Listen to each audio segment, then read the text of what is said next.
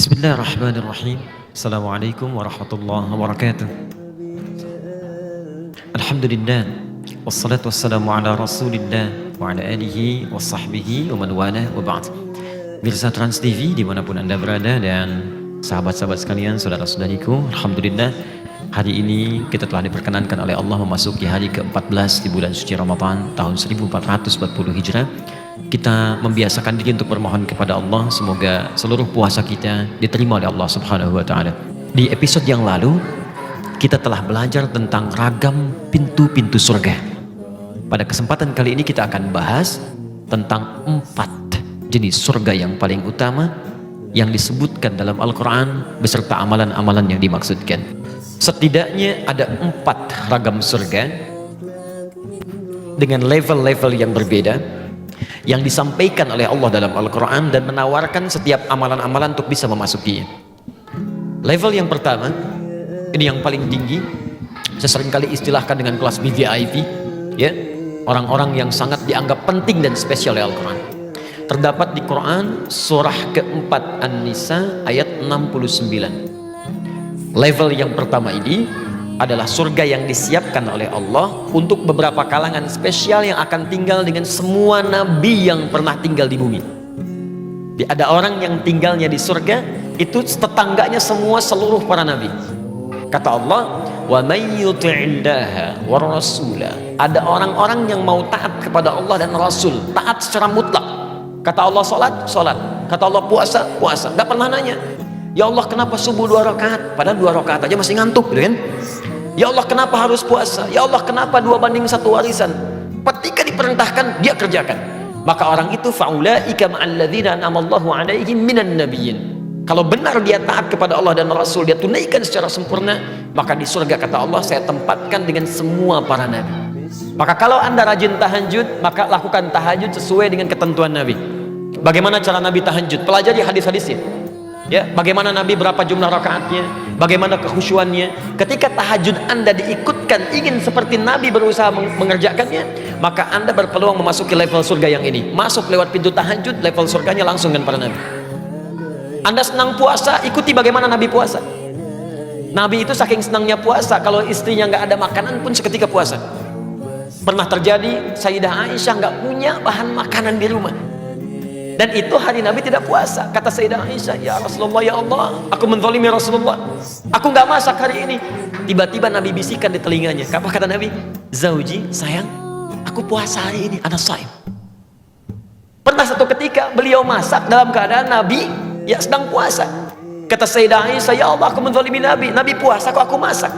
Kata Nabi, zauji, sayang, ana muftir, saya nggak puasa hari ini, ayo kita makan.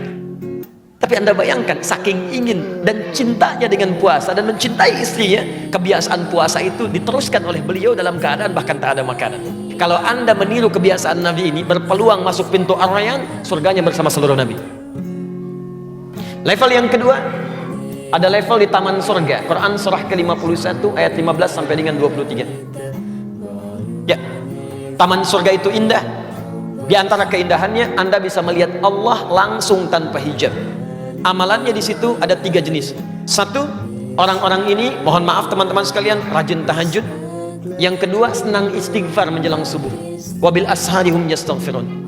Dan yang ketiga, dia konsisten senang berinfak dalam kehidupannya. Jadi nyari kerja itu supaya dapat harta buat infak, bukan menambah aset. Dapat lagi infak, dapat lagi infak.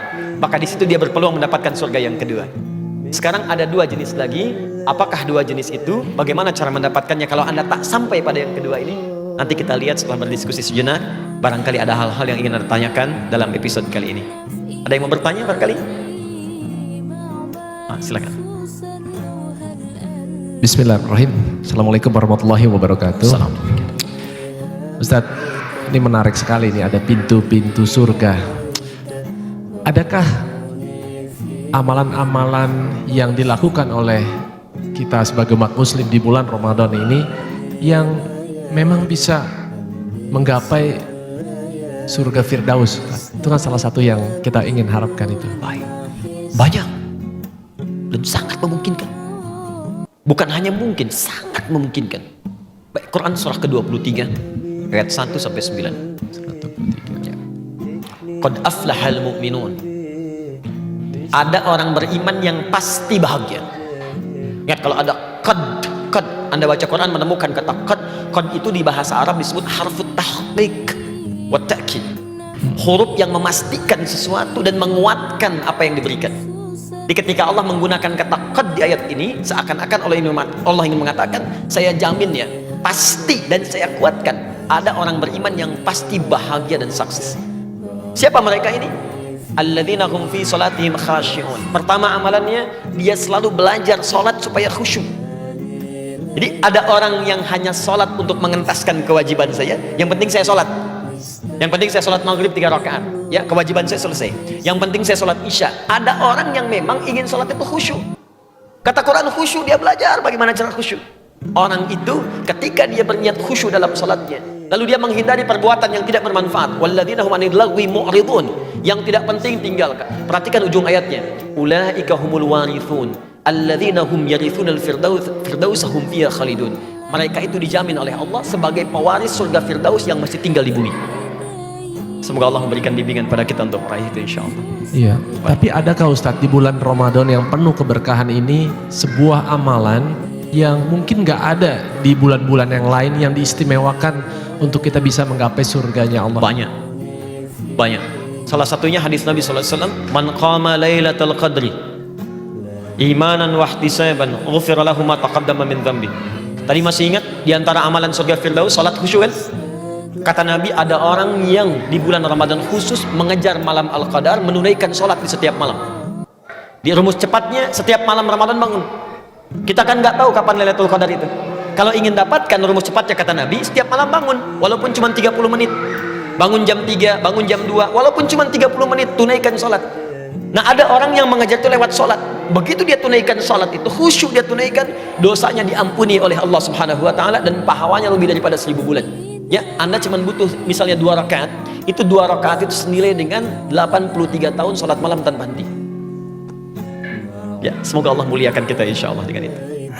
Bismillahirrahmanirrahim. Assalamualaikum warahmatullahi wabarakatuh. Yang mau saya tanyakan adalah kira-kira sahabat seperti apa yang bisa membawa kita ke surga? Jazakallahu khairan, Ustaz. Ada hadis-hadis yang sahih. Setidaknya ada 3 golongan yang dengan itu kita bisa menemukan pendamping terbaik untuk bersama ke surga. Yang pertama, sab'atun yadhilluhumullahu fi dhillin yawma la dhilla illa dhilluh. Ada 7 golongan yang mereka dijamin oleh Allah bukan hanya masuk surga, tapi akan tenang saat dihisab. Saat orang lain kesulitan dan orang sudah gak peduli mau surga atau neraka, yang penting cepat dihisab. Maka ada 7 golongan yang santai. Itu orang kenapa ribut-ribut ya? Kenapa orang itu gelisah ya? 7 ini tenang saja. Di antara 7 itu, syabani yatahabba fillah. 2 orang yang saling mencintai karena Allah, bertemu karena Allah, berpisah karena Allah. Jadi beda antara saling mencintai saja dengan mencintai karena Allah. Kalau mencintai karena Allah, dia akan saling mengingatkan apa yang Allah sukai. Misal Anda punya kawan misalnya kan, Anda katakan, ukhti, ya saudariku, yuk malam tahajud yuk. Mudah-mudahan dengan tahajud kita bersama masuk surga lewat pintu tahajud. Ukhti, ayo berhijab yuk, aku takut berpisah dengan kamu di surga. Ukhti, baca Quran yuk. Begitu Anda terbiasa demikian dan Anda mengingatkan, yuk kita jauhi maksiat. Kita pertahankan ya. Kalau satu di antara kita wafat duluan, kita saling doakan ya. Yang seperti itu bahkan langsung disebut di hadis yang lain, kalau dia dihisab duluan kemudian masuk ke surga dan dia belum menemukan kawannya, maka dia akan berkata, ya Allah, saya di dunia bersama si fulan, saya di dunia bersama si fulan, mohon ya Allah dengan segala kemuliaan-Mu jadikan saya bergandengan tangan dengan dia masuk ke surga. Riwayatnya sahih. Yang kedua, ahli Quran. Cari teman yang ahli Quran, hidupkan Quran di rumah dengan suami tilawah, ya, dengan kerabat tilawah. Dan yang ketiga, orang-orang yang memang jalan hidupnya ditata untuk mendapatkan ridha Allah Subhanahu wa Ta'ala. Jadi dia berpakaian pengen Allah senang, dia di rumah pengen apa yang seperti Allah inginkan. Maka orang seperti itu, jika dia kompak dalam kehidupan seperti itu, dia akan bersama-sama menuju surga Allah Subhanahu wa Ta'ala. Semoga Anda termasuk yang diberikan sahabat terbaik yang bisa mendampingi ke surga insyaallah. Ada yang lain? Ustaz. Assalamualaikum warahmatullahi wabarakatuh. Saya pernah membaca sebuah hadis, Ustadz, yang mengatakan bahwa setiap muslim itu pasti masuk surga selama dia tidak musyrik. Pertanyaan saya, kalaupun seorang muslim ini ibadahnya biasa-biasa saja, itu masuk surga dan pintu yang benar, Ustadz. Terima kasih. Apakah setiap muslim itu berpeluang masuk surga. Betul. Jika masih ada iman dalam dirinya, itu terdapat dalam hadis riwayat Al-Bukhari. Kitabul Iman, bab yang pertama, kitab yang pertama, nomor hadis dari 8 sampai dengan hadis ke-10. Paling kiri di pertengahan posisi di kitab ini. Jadi di Kitabul Iman ada 57 hadis. Di antara babnya menyampaikan, perhatikan kalimatnya. Setiap orang beriman itu akan masuk surga sepanjang ada kadar iman dalam dirinya. Walau kana bimithli dzarrah, walaupun kadar iman itu kecil masih ada dalam dirinya. Bahkan hadis lain mengatakan kalau dia masih mampu mengucapkan la ilaha illallah fi akhir hayati, di akhir hidupnya dakhalal jannah, masuk surga. Nah, hadis terusannya saya katakan tadi sampai hadis nomor 10. Hadis terusannya, kalaupun dia bermaksiat selama hidupnya, maka kemudian maksiat dengan dosa itu akan ditimbang. Detailnya bisa dilihat di hadis Muslim nomor hadis 5611, riwayat sahabat Abu Hurairah radhiyallahu taala. Jadi kurang lebih demikian. Muslim ini beriman, kemudian dia beramal soleh, contohnya sholat, dia puasa, dan seterusnya. Dia juga beramal salah. Maaf, dia gibah, dia senang mencela, dia berselisih, dan seterusnya. Maka pahala amal soleh ini akan ditutupkan kepada amal salah. Ada orang sholat, setelah sholat mencela orang lain, maka pahala sholatnya diberikan kepada yang dicela otomatis. Tapi kalau sedang dicela nggak usah marah, itu transfer pahala otomatis. Anda sedang digandakan pahalanya, ini nggak usah mengeluh. Ya, Anda diberikan pahala, kenapa Anda kemudian bersedih? Dan yang paling aneh, dikembalikan lagi pahalanya dengan balas mencela, gitu kan? Ya, dan nggak usah pasang status. Dicela orang pasang status, aku sedang dapat pahala, dia dapat dosa, nggak usah balik tuh. Nah, yang jadi masalah kemudian ada orang yang pahalanya banyak tapi hancur oleh amal salahnya. Habis. Fa in faniyat hasanatu, kalau habis kemudian bekal kebaikannya, tersisa keburukannya, maka ditimpakanlah keburukan orang itu kepada dia, fatuliha finnar, dilemparkan ke neraka. Maka disebut orang muflis, orang yang bangkrut, gak punya modal lagi untuk amal solehnya. Nah, orang ini akan nanti mampir dulu ke neraka untuk membersihkan kadar dosa titipan akhir. Setelah bersih semuanya di hadis Al-Bukhari, maka diambil dia dalam keadaan gosong, baru dimasukkan ke surga. Saat masuk surga, dia sudah tidak ingat lagi dengan siksa neraka. Saking nikmatnya surga. Tapi jangan bercita-cita seperti itu. Yang penting ke surga tidak, ya.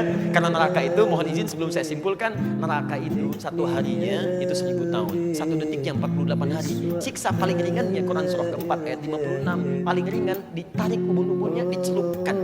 Sekali celup hancur tubuhnya, diangkat sembuh lagi. Sekali celup satu detiknya 48 hari.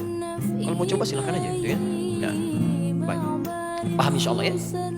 Semoga Allah menjadikan kita termasuk golongan ahli surga, menemukan teman-teman terbaik untuk menemani kita di surga dan mengabadikan kita dalam nikmat Allah Subhanahu wa taala. Allahumma ij'alna min ahli jannah. Allahumma ij'alna min ahli jannah. Allahumma ij'alna min ahli jannah.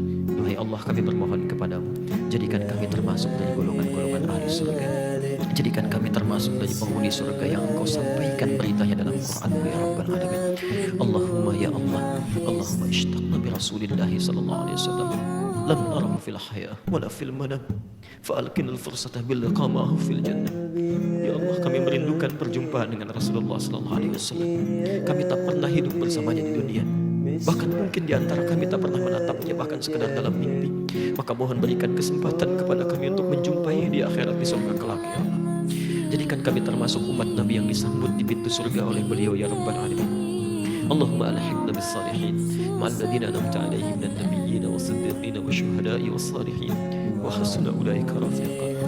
Ya Allah, golongkan kami ke dalam hamba-Mu yang terbaik, yang bergabung bersama orang-orang saleh, para syuhada, orang-orang jujur yang bisa berjumpa dengan seluruh para nabi yang pernah hidup di bumi. Allahumma ya arhamar rahimin, Allahumma adkhilna jannata ma'al abrar, rafiqna bil ashab alladzina wusifta ya rabbal alamin, wusiftahum wasaftahum bi ahlil jannah. Ya Allah, jadikan teman-teman kami dimanapun kami berada, teman-teman yang mampu menemani kami ke surga, teman di rumah kami, di kantor kami, di kehidupan sosial kami. Jauhkan kami dari orang-orang yang bisa mengeluarkan kami dari rahmat-Mu ya rabbal alamin.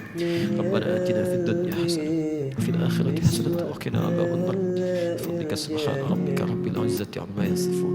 Wassalamun alal mursalin. Walhamdulillahi rabbil alamin. Demikian pemirsa, semoga Allah mengampuni dosa kita, memuliakan kita, dan menerima seluruh amal baik kita. Assalamualaikum warahmatullahi wabarakatuh.